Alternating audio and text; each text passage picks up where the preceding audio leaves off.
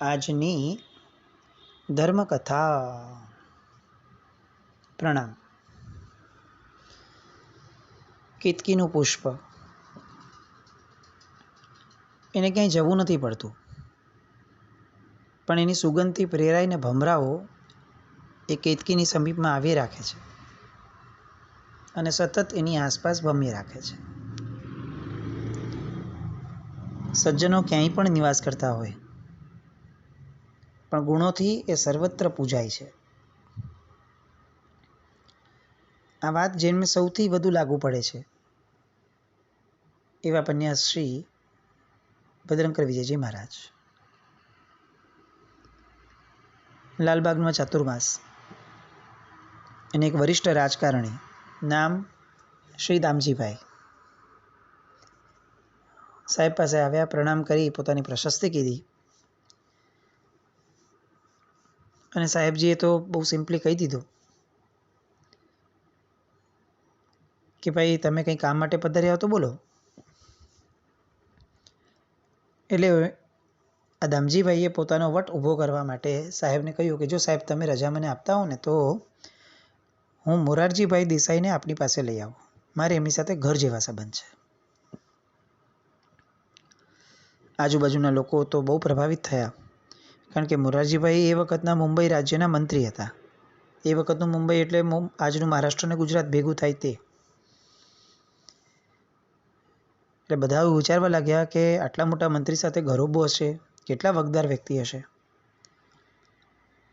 અને પન્યાસી મહારાજે બહુ નમ્રતાપૂર્વક તરત જવાબ આપ્યો કે જો ભાઈ, હું તો રહ્યો પરમેષ્ઠીનો ઉપાસક, પણ જો ક્યારેક મોરારજીભાઈ કોઈ મૂંઝવણમાં મુકાઈ જાય અને ત્યારે એમને કોઈના આધ્યાત્મિક માર્ગદર્શનની જરૂર લાગે અને એ તમને પૂછે કે આટલામાં કોઈ સાધુ સંત છે કે જે મારી મૂંઝવણ દૂર કરી શકે, આવું જ્યારે એ તમને પૂછે ત્યારે ચોક્કસ તમને અહીંયા મારે પાસે એમને લઈ આવજો. સાહેબજીનો આ જવાબ, એમની આ નિસ્પૃહતા. મોરારજીભાઈ દેસાઈ એ જગતને માટે એ સમયે કદાચ મોટું નામ હતું, પણ સાહેબજી માટે એ ફક્ત એક આત્મા હતા. અને એટલે કોઈ પણ જાતની પુણ્યાયથી અંજાવાને બદલે શુદ્ધિથી અંજાવવું, એ જે સાહેબનો સ્વભાવ હતો, એ સ્વભાવ એ કદાચ એમ કહી શકાય કે અધ્યાત્મનું બીજ છે. આજે આપણું આખું જગત આપણે જોઈએ, આપણું પોતાનું જગત પણ જોઈએ, તો આપણે સૌથી વધારે અંજાઈએ છીએ લોકોની પુણ્યાયથી.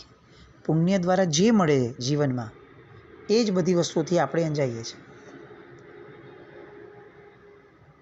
પુણ્ય દ્વારા ગુણો ન મળી શકે, પુણ્ય દ્વારા અંદરથી સમ્યક દર્શનનું બીજ ન મળી શકે, પુણ્ય દ્વારા અંદરની શુભતા ન મળી શકે. અને આ બધી વસ્તુઓથી આપણે ક્યારે આમ પણ અંજાતા પણ નથી. આપણે અંજાઈએ છીએ નથી રૂપથી, ધનથી, સત્તાથી, વગથી, વક્તૃત્વથી. બસ આવું જ આપણું જીવન, પૂતગલ આધારિત. સાહેબ આમાંના એક ન હતા, એ સિંહ હતા. એને બકરીઓની જેમ ટોળામાં રહેવું ફાવતું ન હતું. પેલા રાજકારણી દામજીભાઈ એ તો સાહેબની અનિષ્ફળતાથી અંજાઈ ગયા. એ જ અરસાની અંદરમાં સાહેબનો અવાજ સાવ બેસી ગયો. લોકો બહુ ચિંતાગ્રસ્ત થયા, પણ એ સમયે મુંબઈમાં વડાલાના એક નિપુણ વૈદરાજ હતા. એમની સારવારના કારણે સાહેબનો અવાજ નોર્મલ થઈ ગયો થોડા દિવસમાં. લોકોને હાશ થઈ. એ પછીથી અલગ અલગ ઠેકાણેથી સાહેબને વિનંતી આવતી મુંબઈમાં. છેવટે આગામી ચાતુર્માસ જે છે એની જય ફોર્ટ નામના સંઘમાં બોલાઈ મુંબઈના એરિયામાં. પણ હવે મહાત્માઓ જે એમના નિશ્રામાં હતા, એમની માટે કેટલીક કડકાઈ ઊભી સાહેબે કરી આદર્શ માટે. અને એમણે જાહેરાત કરી કે જે રોજ એકાસણા કે આંબેલ કરશે તે જ ફોર્ટમાં આવી શકશે. બીજા જે પણ હોય કે જેમને આ ન ફાવતું હોય એ સાયન વગેરે સ્થળે જાય. એટલે એમનામાં એક નિકટવર્તી મહાત્મા હતા. એ મહાત્માને પેરિટીમાં હતા. એ એમના શિષ્ય કે શિષ્ય પરંપરાના ઉંમરમાં કે પર્યાયમાં નહીં, એમની પોતાની પેરિટીમાં આવતા હતા. એટલે મહાત્માએ સાહેબને પૂછ્યું કે સાહેબજી હું શું કરું? અને બહુ સ્પષ્ટતા સાથે અને બહુ દ્રઢતા સાથે પન્યાજી મહારાજ આગળથી એમને જવાબ મળ્યો કે જો નૌકારસી કરવી હોય તો તમારે સાયન જવું પડશે. અને પેલા મહાત્માએ તરત એમને ખ્યાલ આવ્યો કે પોતાને આવું શા માટે કહેવામાં આવ્યું છે. સાહેબ બહુ જ સ્ટ્રોંગલી એવું માનતા અને વ્યાખ્યાનમાં આ પંચલાઈન કહેતા હંમેશા, fast of the body is the feast of the સોલ. તપ એ તેજને વધારનારું છે આત્માના, અને એટલે જ આત્માનું તેજ વધારવું હોય તો શરીરથી તપ કરવો જ પડે. આવી બધી વાતો અને શેષકાળના વિહારમાં ફરી એકવાર એક એમની ચિંતનની ધારાને સ્પર્શવાનું મન થાય એવું સરસ મજાનું ચિંતન એ વિહારની ધારામાં સાહેબજી થકી નીકળ્યું. એકવાર સાહેબ વહેલી સવારે નીકળતા હતા વિહારમાં, માટીની સુગંધ ઠંડી હવામાં આહલાદ ઉમેરતી હતી. ત્યાં અચાનક જ સૂર્યોદય થયો. બસ વિહાર શરૂ કર્યો હશે અને સૂર્યોદય થયો. એટલે ભગવો રંગ આકાશમાં દેખાયો. પણ એના કારણે એક ખાબોચિયામાં જે જળ હતું એ જળમાં એ સૂર્યોદયનું પ્રતિબિંબ થવા લાગ્યું. એટલે એ જે ખાબોચિયાનું જળ હતું એ પણ થોડું ભગવા કલરનું દેખાવા લાગ્યું. અને બાજુમાં રહેલા મહાત્માને સાહેબે તરત જણાવ્યું કે જો ખાબોચિયામાં જે પાણી ભરાયેલું છે ને એ પાણી ડોળું થઈ ગયું, પણ એની અંદર સૂર્યનું જે પ્રતિબિંબ પડે છે ને એ કેટલું સ્વચ્છ અને નિર્મળ દેખાય છે. એટલે તું આનો અર્થ સમજો કે પાણી ગંદુ હોઈ શકે, પણ જે મૂળભૂત વસ્તુ છે એ ક્યારેય અસ્વચ્છ ન થાય. આપણો આત્મા એ મૂળભૂત તત્વ છે. આ અત્યારે આપણે જે પણ જીવીએ છીએ આખો પર્યાય એ ડહોળો પર્યાય છે, ચોક્કસપણે ના નથી. પણ આ ડહોળા પર્યાયમાં પણ જો આપણે પ્રતિબિંબ જોવાનો પ્રયત્ન કરશું ને તો એ સ્વચ્છ, શુદ્ધ, નિર્મળ એવો આત્માનું દેખાશે. એટલે આ અકાટ્ય સત્ય આપણે સમજવું અને શ્રદ્ધાના સ્તર પર લાવવું જ રહ્યું કે મૂળભૂત તત્વ ક્યારેય પણ અસ્વચ્છ નથી થતું.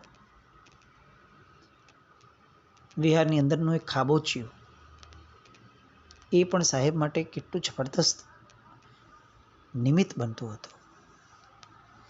જે વ્યક્તિને ચિંતન અને મનનની ધારા ફાવી ગઈ એ વ્યક્તિ માટે જીવન બહુ સરળ છે.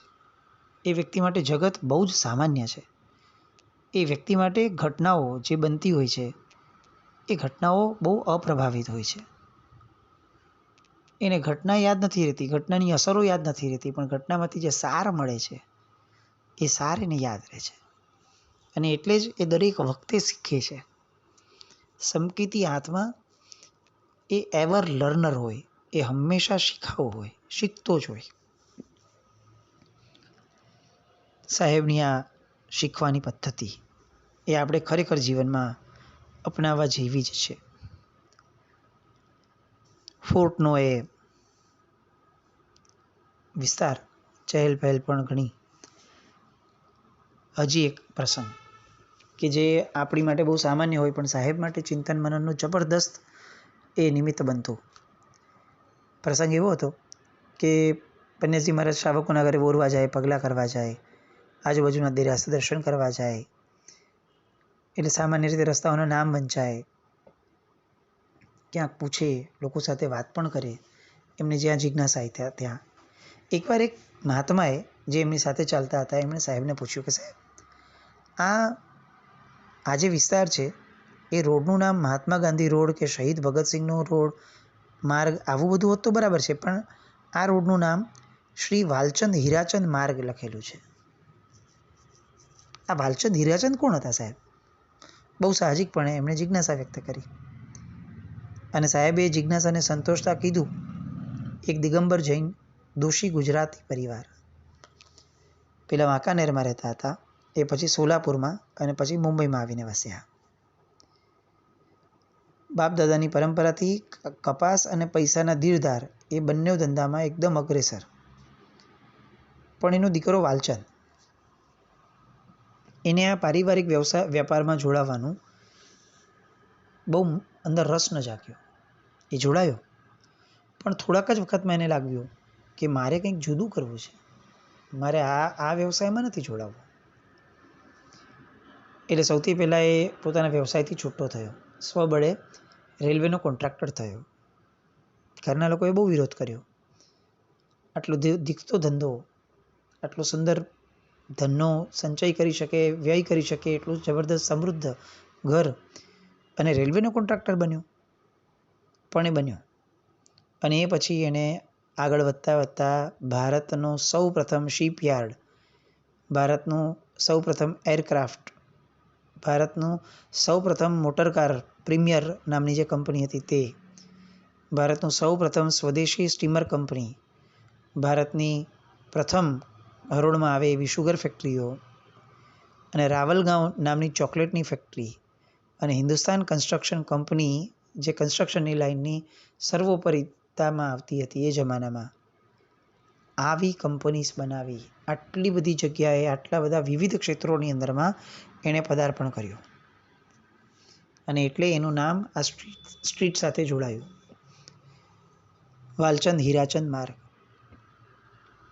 પેલા મહાત્મા એકદમ અંજાઈ ગયા, પ્રભાવિત થઈ ગયા,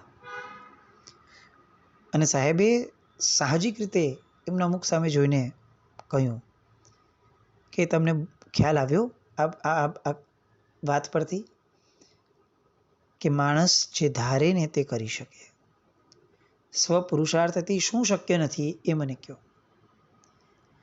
જો ભૌતિક જગતની અંદરમાં હજારો નડતરો હોવા છતાં 10-20 વર્ષમાં જો કોઈ માણસ આટલી બધી પ્રગતિ કરી શકતો હોય, તો પછી આધ્યાત્મિક જગતની અંદરમાં ફક્ત આંતરિક વિઘ્નો સામે લડી અને આપણે મોક્ષને ન પામી શકીએ? ટાંચા સાધનો અને સ્વતંત્રતા પછીના શરૂના સંઘર્ષકાળમાં પણ જો તે વ્યક્તિ આટલી બધી ઉપલબ્ધિઓ મેળવી શક્યા, વાલચંદભાઈ હીરાચંદભાઈ માર્ગમાં જેની સાથે જોડાયો છે તેવા વાલચંદભાઈ, તો પછી આપણા સાધુ સમુદાયને બાહ્ય સાધનોની જરૂર જ નથી. આપણે એનો કોઈ સંઘર્ષ કરતા જ નથી, અને ફક્ત અંદરના જીવદળ માટે જ જો આપણે દીક્ષા લીધી છે, સંઘ આપણી આટલી કાળજી કરે છે, પોષણ કરે છે, સાજે માંદે દેખભાળ કરે છે, જે કહીએ તે ગ્રંથ લાવીને આપે છે, આવું બધું જ એ ઉપકાર બુદ્ધિથી કરે છે, પોતાની જાત ઉપર ઉપકાર કરવાની બુદ્ધિથી. તો હવે આપણે આ 1-2 કલાક વ્યાખ્યાન આપી દઈએ, સિવાયનો સમય કેમ જ્ઞાન માટે, ધ્યાન માટે, વૈરાગ્ય, તપ, આ બધાને પુષ્ટ કરવામાં કેમ નથી વાપરતા? જો આ વેશ ધારણ કરી અને પંચમહાવતો ગ્રહણ કરી અને પ્રમાદ કરીએ તો એ જૈન શાસનનો અપરાધ છે. એક પ્રશ્નો, એક વાતો, એક પ્રસંગો પરથી સાહેબ જે દ્રષ્ટિકોણ આપતા, એ દ્રષ્ટિકોણથી આપણે ચોક્કસપણે એવું માની શકીએ કે સાહેબ માટે દરેક ઘટના વિશિષ્ટ હતી. એક પણ ઘટના એવી નહીં કે જેમાંથી સાહેબ કંઈ બોધપાઠ નહીં લેતા હોય. આપણને લાગે કે સાવ સામાન્ય પ્રસંગ બન્યો. સિમ્પલી હું કહું કે આપણે ક્યારે આવું વિચારી શકીએ કે રસ્તા પર ચાલતી વખતે બાજુમાં રહેલું ખાબોચિયું એ આપણને આપણું શુદ્ધ આત્મા યાદ કરાવે, પણ સાહેબને આવું યાદ આવે. ખરેખર સાધના આ જ કહેવાતી હશે. હવે સાહેબ જ્યારે ફોર્ટ હતા ત્યારે જે બાળમુનિની વાત આપણે ગઈકાલે કરી, ધુરંધર વિજયજી મહારાજ, એ વડાલા હતા. એટલે દર થોડા દિવસે સાહેબ એમને હિત શિક્ષા આપવા માટે જાય, અને હિત શિક્ષા સાંભળીને પેલા બાળમુનિને એવરી ટાઈમ એવું થાય કે મારા દીક્ષા ગુરુ જ સૌથી શ્રેષ્ઠ છે.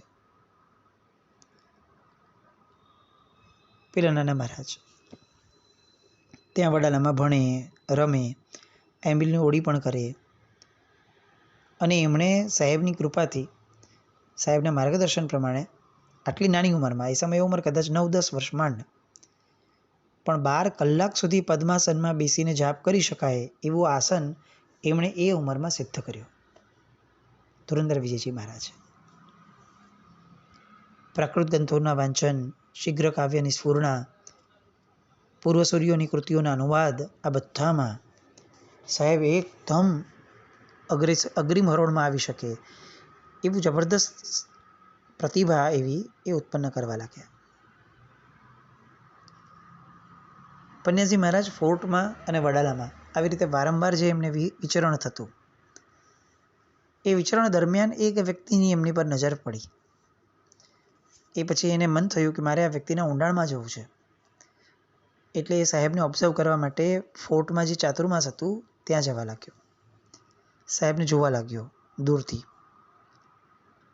અને એકવાર એ સામે ચડીને સાહેબ પાસે આવ્યો, પોતાનું ઇન્ટ્રોડક્શન આપ્યો કે સાહેબ હું આ પત્રકાર છું, જર્નાલિસ્ટ.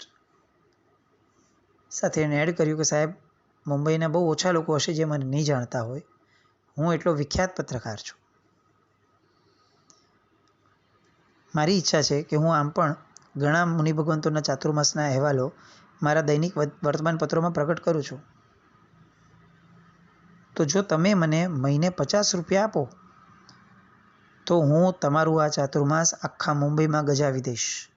મારી તાકાત પણ એવી છે, મારી આવડત પણ છે અને મારી પાસે સત્તા પણ એટલી છે. સાહેબને તો કોઈ ગલગલિયા થવાનો સવાલ જ નહોતો. સાહેબે એને સામે ચડીને કીધું કે આ રીતે આપ જૈન શ્રવણના પરિચયમાં આવો તો તમને ક્યારેક અધ્યાત્મનો લાભ થશે. એક કામ કરો, મહિનાના 50 રૂપિયા લેખે હું તમને 4.5 મહિનાના 250 રૂપિયા હું એક શ્રાવક પાસેથી તમને અપાવી દઉં છું. તમારું કામ શું?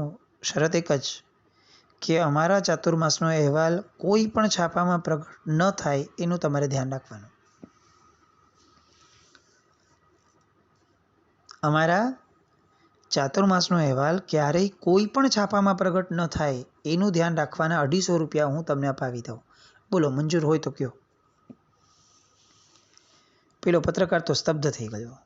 યશ અને નામ માટે જ્યારે પડાપડી થતી હોય એવા સમયે પ્રશંસાથી પર રહેવાની જે અધ્યાત્મનિષ્ઠતા સાહેબમાં એમણે જોઈ, પેલો દિગ્મૂઢ થઈને વંદન કરીને નીકળી ગયો. એવી જ રીતે એકવાર બીજો પ્રસંગ સાહેબ સાથે થયો. વ્યાખ્યાન ચાલુ હતું, પૂર્ણ થયું, પણ પછીથી કેટલાક લોકો બધા ઊભા થઈ ગયા, પણ એકાદ વ્યક્તિ, બે વ્યક્તિ લાંબે બેઠા હતા. સાહેબનું ધ્યાન પડ્યું અને નજીકમાં જઈને પૂછ્યું કે તમારે કંઈ મને પૂછવું છે? એ જેમને પૂછ્યું એ રાધનપુરના એક શ્રેષ્ઠી હતા. એમણે સાહેબને દિલ ખોલીને વાત કરી, પોતાની જે ખટકો હતો એ, કે સાહેબ મારો એકનો એક દીકરો છે, ન દેરાસરમાં જાય છે ને શ્રમણો પાસે જાય છે. પોતે એક સારામાં સારો ચિંતક છે, લેખક છે, પણ નિયમ લેવાની વાત આવે ત્યાં એને કોઈ ભાવ જ નથી થતા. સાહેબ મારા કરોડો રૂપિયા શું કામના જો હું મારા દીકરાને ધર્મના માર્ગે ન ચડાવી શકું. અને ફાટ ફાટ થતા હૈયે રુદન કર્યું. સાહેબને કરુણા પ્રગટી અને સાહેબે એમને એમ કહ્યું કે એકવાર એને અહીંયા મારી પાસે આવવા માટે મનાવી લેજો. પેલા પિતાએ તો ઘરે જઈને વાત કરી, એ યુવાનને લઈ આવ્યા વંદન માટે. સાહેબને પેલા વડીલે કીધું કે સાહેબ હવે આને કંઈક સમજાવો. અને ત્યારે સાહેબ એક વાક્ય કહે છે પેલા યુવાનને,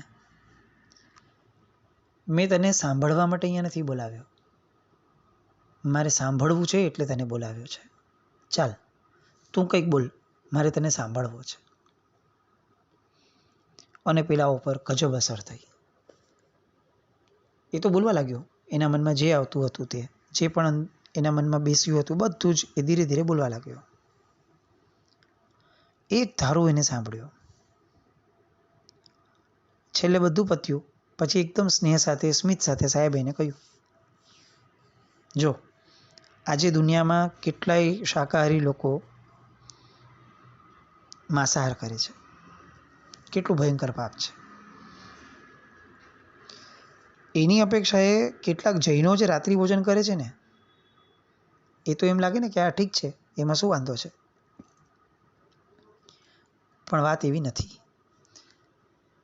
વાત એ છે કે જે વ્યક્તિ પ્રભુએ કીધેલા માર્ગે ચાલશે એ જ પામશે, અને જે વ્યક્તિ પ્રભુએ કીધેલા માર્ગથી વિપરીત ચાલશે એ ગુમાવશે જ. પછી એ જૈન છે કે અજૈન છે એની હારે નિસ્બત નથી. તારા પપ્પાને, તારા પિતાજીને તારા આ ભવ કરતાં તારા પરભવની ચિંતા વધારે છે. એક કામ કર, આવતીકાલથી છે ને તારા જીવનને પ્રાણપૂર્વક બનાવવા માટે રોજના બિયાસના કરતો જા. તારા પિતાજીની બધી જ ફરિયાદો પૂરી થઈ જશે, કારણ કે તું આમને આમ દેરાસર થતો જઈશ, મિત્ર પણ તને નડશે નહીં, અને આત્મચિંતન કરવા માટે તને સમય મળશે. કોણ જાણે કેમ પણ પેલા યુવાનના ગળે વાત ઉતરી ગઈ. એણે બિયાસણા ચાલુ કર્યા. થોડાક જ દિવસ થયા અને એકાસણા શરૂ થઈ ગયા. પેલા શેઠ તો ધન્ય બની ગયા. આવો સમજણપૂર્વક ધર્મ આરાધે. અને પેલા શેઠને એવું લાગ્યું કે ખરેખર આ મહાપુરુષની લબ્ધિઓ અપરંપાર છે. પેલો યુવાન છે ને એ રોજ સાહેબના વ્યાખ્યાનમાં આવવા લખ્યો, અને અચૂક એને એક વાક્ય એવું મળે કે જે વાક્ય ઉપર 24 કલાક આત્મચિંતન કરે. બીજે દિવસે આવીને સાહેબને જણાવે, અને સાહેબ એના આત્મચિંતનને ફરી એક નવી દિશા અને વેગ આપે. આમ ને આમ ચાલતું રહ્યું. સમય વીત્યો. ધીમે ધીમે પેલો યુવાન એક નામાંકિત લેખક તરીકે, પ્રતિષ્ઠિત લેખક તરીકે જૈન જગતની અંદરમાં પ્રસિદ્ધ થયો. નામ શ્રી વસંતલાલ કાંતિલાલ શાહ, જેમના અધ્યાત્મ વિષયના પુસ્તકો અધ્યાત્મના રુચિવાળા લોકો માટે એક આલંબન સમાન છે, માઇલસ્ટોન સમાન છે. એવા આ વસંતલાલ કાંતિલાલ શાહ, એમનું આ પરિવર્તન પૂર્ણપણે સાહેબને આભારી. આવા હજી કેટલાક પરિવર્તનો કે જે ફક્ત સાહેબને આભારી હતા, એ બધાની વાત આવતીકાલ પર કરીએ. જીનાગ નવરીત કંઈ પણ બોલાવી તો મિચ્છામિ દુક્કડમ. જૈનમ જયતિ શાસ્ત્રી.